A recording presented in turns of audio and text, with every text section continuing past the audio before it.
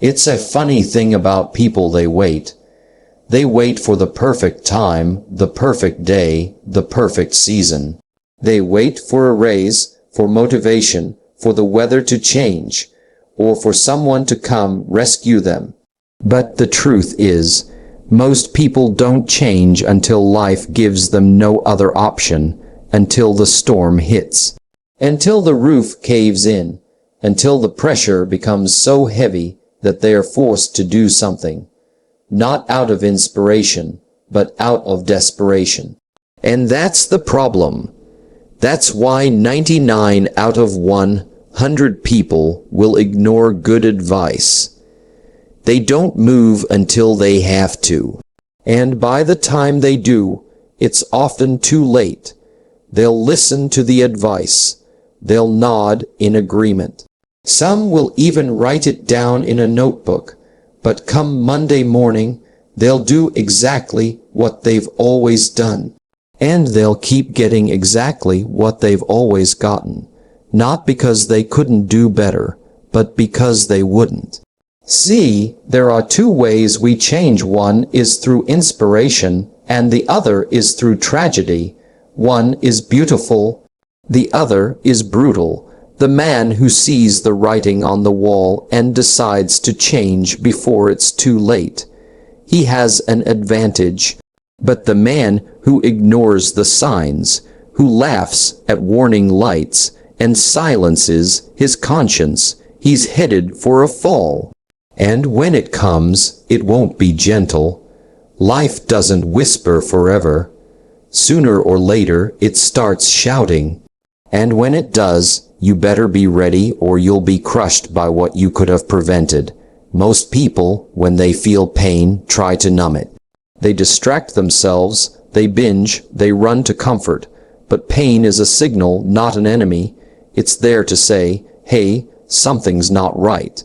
And if you're wise, you'll listen to it before it turns into suffering.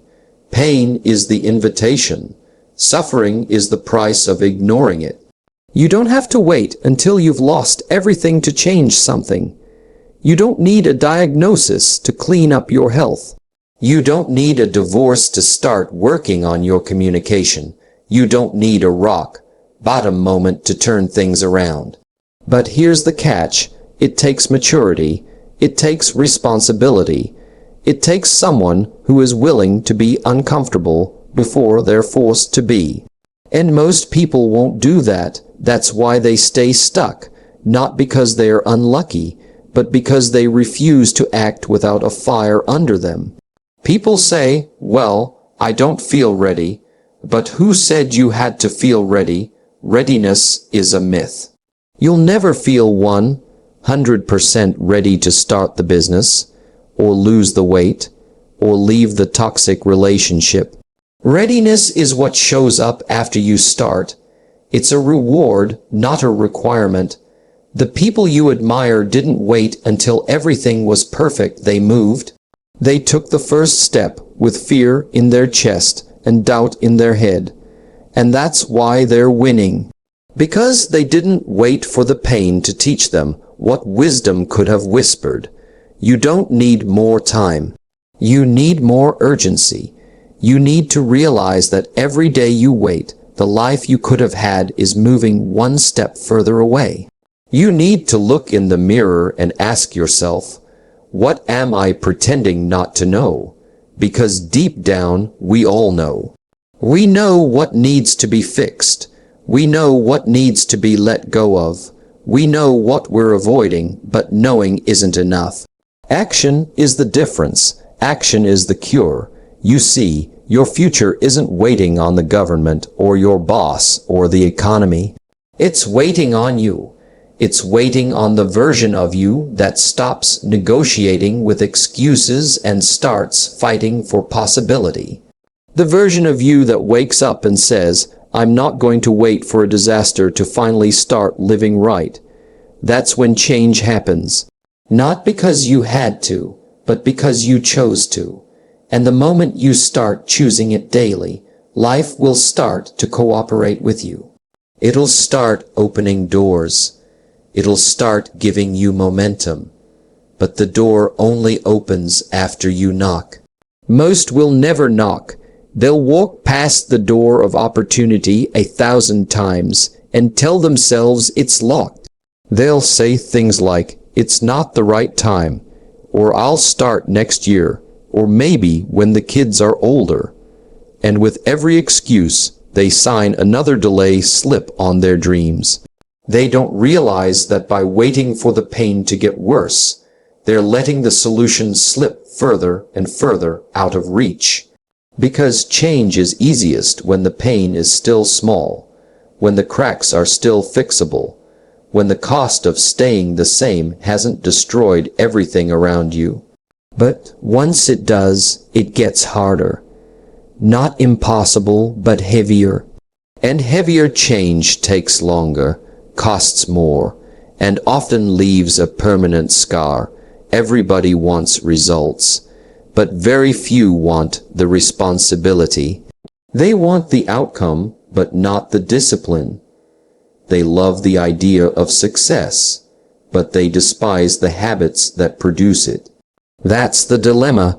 You see, it's easy to talk about goals. It's easy to imagine the dream life, to post about ambition, to say you want to be rich, healthy, respected. But here's what's not easy: waking up an hour early every day to work on it, turning down distractions, saying no to the things that used to waste your time, doing what's required when no one is watching. That's the gap between goals and results, and the name of that gap is discipline. Discipline isn't sexy. It doesn't make headlines. No one claps for it. No one congratulates you for eating broccoli instead of donuts. No one praises you for doing 10 reps when you could have quit at 7.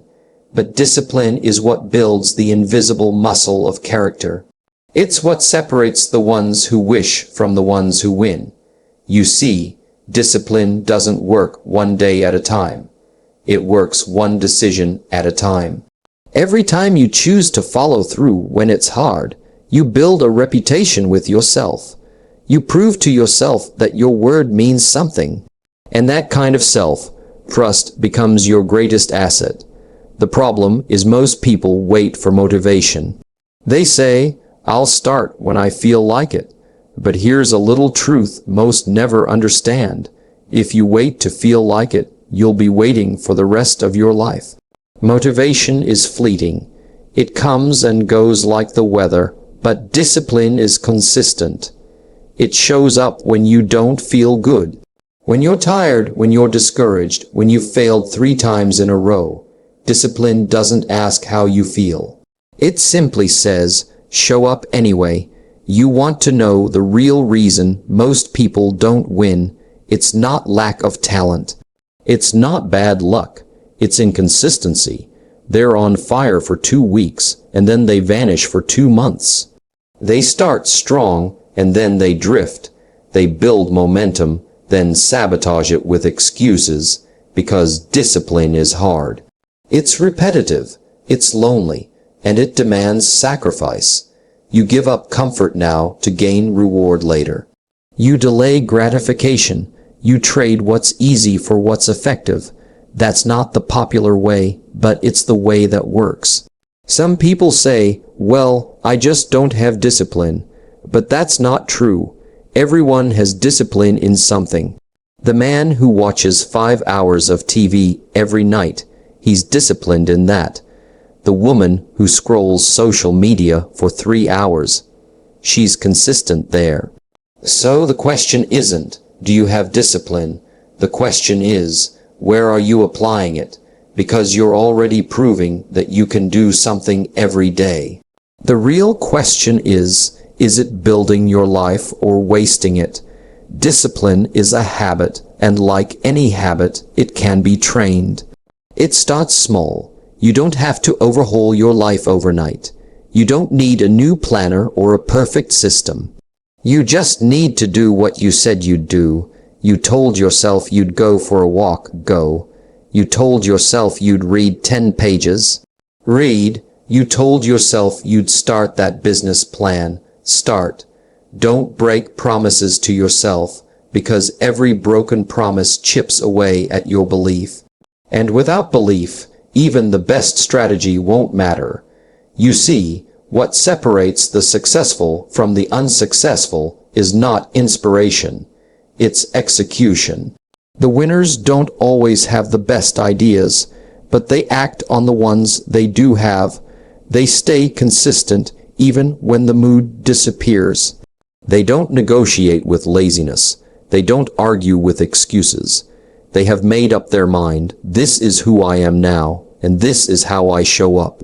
That's the power of discipline. It turns effort into identity. You begin to see yourself differently. You stop saying things like, I'm trying to change, and you start saying, this is who I am. You're no longer someone hoping to be disciplined. You've become someone who is disciplined. And from that place, results become automatic. It's no longer about hype or willpower or temporary motivation. It becomes your standard. It becomes your expectation. You don't have to get motivated to brush your teeth, right? You just do it because it's part of who you are. Discipline works the same way. At first, it feels forced. Then it becomes familiar. Then it becomes normal. Then it becomes automatic. And here's the kicker. Once you become disciplined in one area, it spills into others. You start waking up earlier, and suddenly you're eating better. You start hitting the gym, and suddenly you're more focused at work. You start reading more, and suddenly your conversations get sharper, because discipline is contagious. It spreads, it multiplies, and before you know it, you've created a new momentum. A life that used to be out of reach now becomes your new baseline. Not because of one massive change, but because of small, daily, disciplined decisions stacked on top of each other until excellence becomes your new normal. It's amazing how often people try to fit in with the crowd as if the crowd has the answer. They act like blending in is the path to success, when in reality, it's often the path to frustration, mediocrity, and regret. You see it everywhere. People dressing like everyone else, thinking like everyone else, making choices based on what everyone else is doing. But here's the truth. If you do what most people do, you'll end up with what most people have. And I promise you, most people don't have what you want. Most people are in debt. Most people are tired. Most people are complaining, coasting, and confused. So why would you follow them?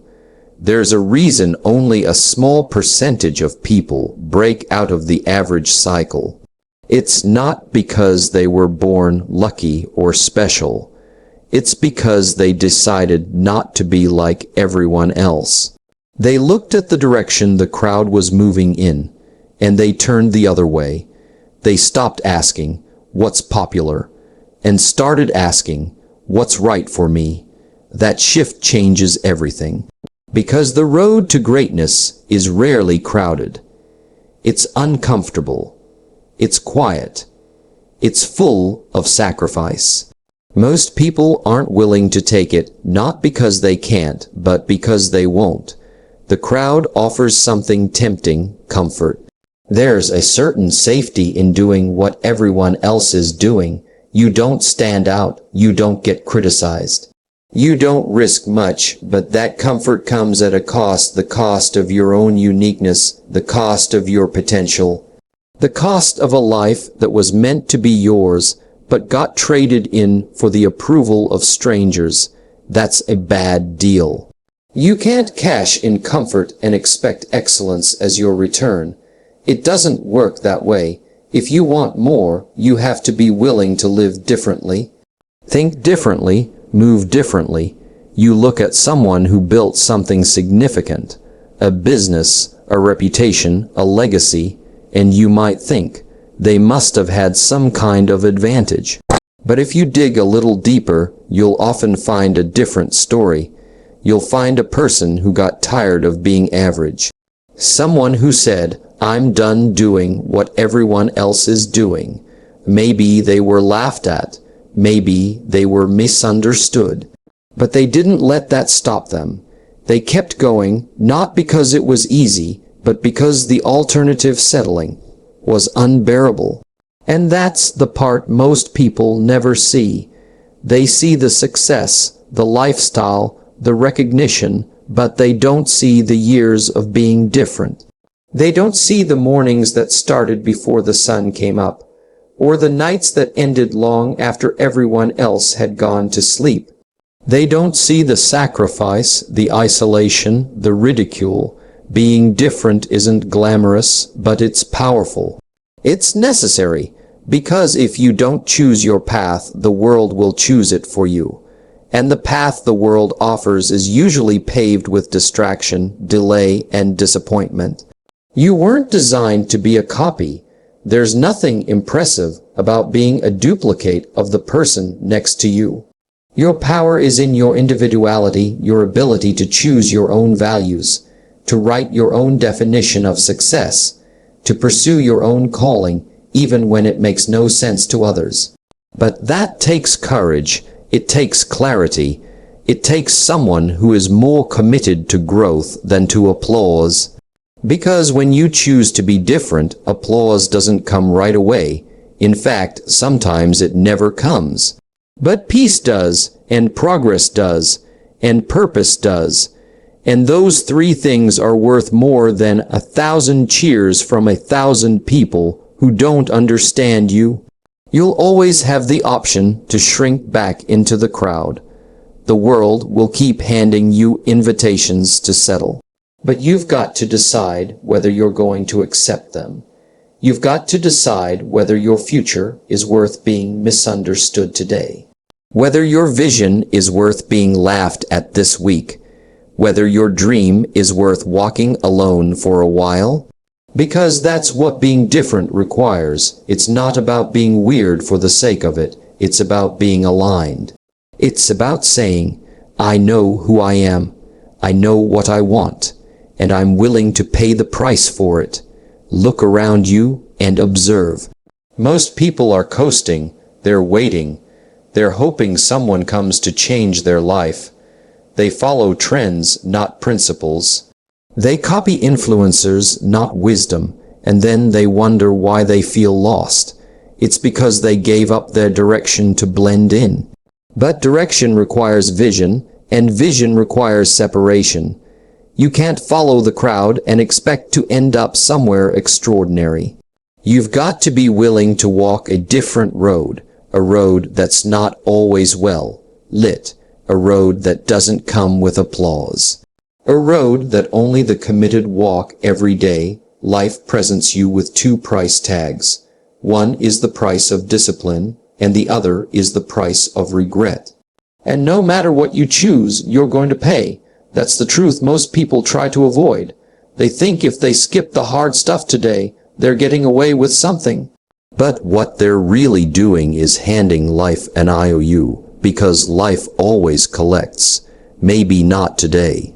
Maybe not tomorrow, but eventually the bill comes due, and when it does, regret charges more than discipline ever would. Discipline asks you to wake up early. Regret wakes you up in the middle of the night with a racing mind and a restless heart. Discipline asks you to say no to temptations. Regret reminds you of the things you said yes to that pulled you off course. Discipline will cost you time, energy, and sacrifice in the short term. Regret will cost you opportunities, joy, and peace of mind in the long term. One is a payment you control, the other is a debt you can't run from.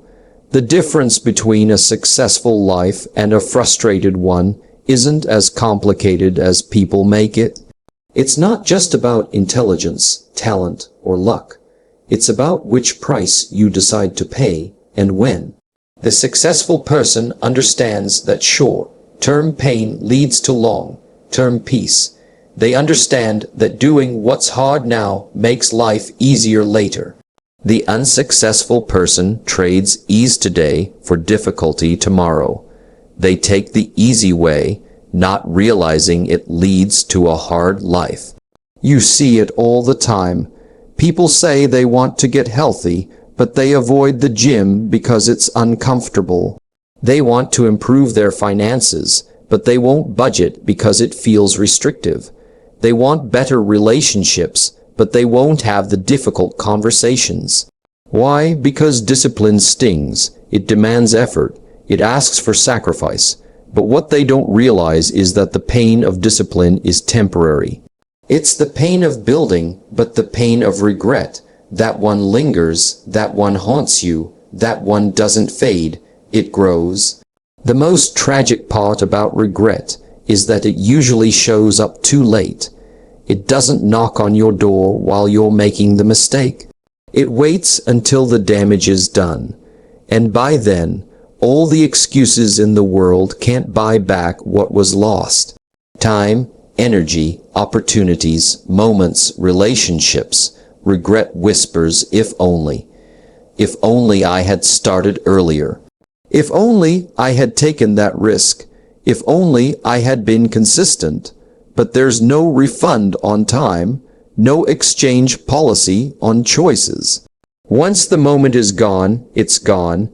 Discipline, on the other hand, is the builder's tool. It's not flashy. It doesn't get applause. It works quietly, day by day. It says, do what you said you would do, even when you don't feel like it. It's getting up to work on your goals when your body says sleep. It's showing up to the uncomfortable conversations when your mind says hide. It's saying no to short-term pleasure because you're loyal to a long-term vision. Discipline is the habit of doing what matters even when it's inconvenient. Now, most people think they're avoiding pain when they avoid discipline. But what they're really doing is postponing it. They're kicking the can down the road, hoping it disappears. But it doesn't disappear. It compounds. The cost of laziness stacks up. The weight of neglect gets heavier. Every undisciplined day adds interest to the debt of regret. One day missed becomes a week becomes a month becomes a year, and then they look up and ask, where did the time go? It went where your discipline didn't. The good news is, discipline pays off faster than people think. The first few weeks are the hardest. You're retraining your habits, your mindset, your routines. But after a while, something shifts. What once felt like pressure starts to feel like purpose. What once felt like sacrifice starts to feel like strategy. You start to build self-respect. You start to trust yourself. You start to see results not overnight, but over time, and the best part, you go to bed at night with peace. Not because life is perfect, but because you know you're doing what you're supposed to be doing. Regret can't offer you that. Regret makes you restless. It keeps you wondering what could have been. It forces you to watch others succeed while you explain why you didn't.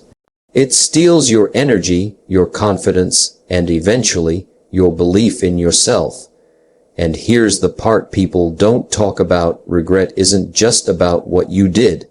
Often it's about what you didn't do, the chances you didn't take, the consistency you didn't maintain, the disciplines you avoided because they were inconvenient in the moment. But that moment passed, and now you're left with a permanent reminder of a temporary choice. You don't get to skip the price, but you do get to choose when and how you pay it. You can pay it now with discipline, or you can pay it later with regret. One sharpens you, one scars you, one builds your future. The other mourns what could have been. You can drift your way into trouble, but you cannot drift your way into success. A successful life is never accidental. It is not something you stumble into or something that just happens one day. It's something you design, something you build intentionally, piece by piece. And if you don't take the time to design the life you want, you'll end up living a life you never planned for, a life shaped by circumstance, distraction, and the expectations of others. That's the quiet tragedy of drifting. It feels harmless in the beginning. A few small compromises here, a little delay there, and suddenly 10 years are gone, and you're asking yourself, how did I get here? A life of drift is filled with noise. You're busy, but not productive. You're active, but not fulfilled. You're surrounded by people, but feel disconnected. That happens when you trade design for default, when you let the day decide how you spend your time, when you let the world dictate what matters to you. You wake up, check your phone, and the day starts steering you instead of you steering the day. But life was never meant to be lived on autopilot. It was meant to be led with purpose. To live well, you must design well. Designing your life starts with vision. If you can't see where you're going, you'll never get there. You need to pause long enough to ask yourself, what do I really want? What kind of life do I want to build? What kind of person do I want to become? You'd be surprised how many people never ask those questions. They go year after year without checking in on their direction. They work hard, but for goals that aren't even theirs. They chase things because someone told them to, not because it aligns with their values or purpose. And then they wonder why they feel tired and unfulfilled. Once you know the life you want, you've got to commit to building it. Not talking about it, not dreaming about it, building it. That means making decisions that support that vision, even when they're inconvenient. It means setting boundaries, saying no to the things that don't fit, saying yes to the things that move you forward, even when they scare you. It means being intentional with your time, your energy, and your attention, because every day is a brick. And whether you know it or not, you're building something.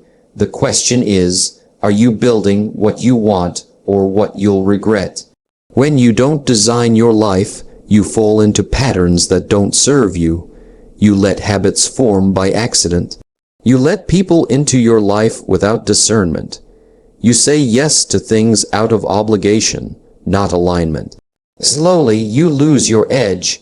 You lose your sense of direction. You wake up busy, overwhelmed, and disconnected from what really matters. That's the cost of drifting. It doesn't feel like a mistake until it becomes your lifestyle.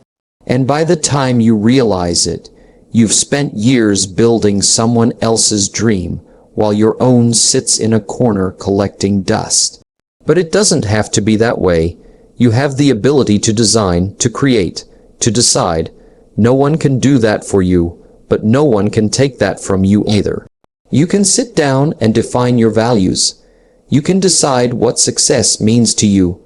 Not the world's version, not your neighbor's version, not your family's version, your version. And once that's clear, you begin to live differently. You stop chasing approval and start chasing alignment. You stop waiting for permission and start taking responsibility. You see, a designed life is not just about money or status.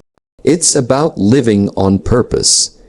It's about waking up and knowing that your time matters, your choices matter, and your actions are aligned with the kind of person you want to become. It's not about perfection. It's about direction. It's about living today in a way that honors your future. It's about saying, this is who I am, and this is the kind of life I'm building, and then backing that up with discipline, consistency, and courage. The most powerful life you can live is the one you create on purpose, a life where you are the architect, not the tenant. A life where you don't just respond to circumstances, but you influence them. A life where you are not constantly reacting, but intentionally creating. That life is possible, but it won't happen by accident. It happens when you decide that drifting is no longer acceptable. When you choose to stop running in circles and start walking in purpose. When you stop living from the outside in and start living from the inside out. The world may try to pull you in 100 directions, but when your design is clear, your path becomes simple. Not easy but clear, not without challenge but without confusion. You finally know what you're doing and why you're doing it. And that clarity becomes your strength, your compass, and your advantage in a world full of drift.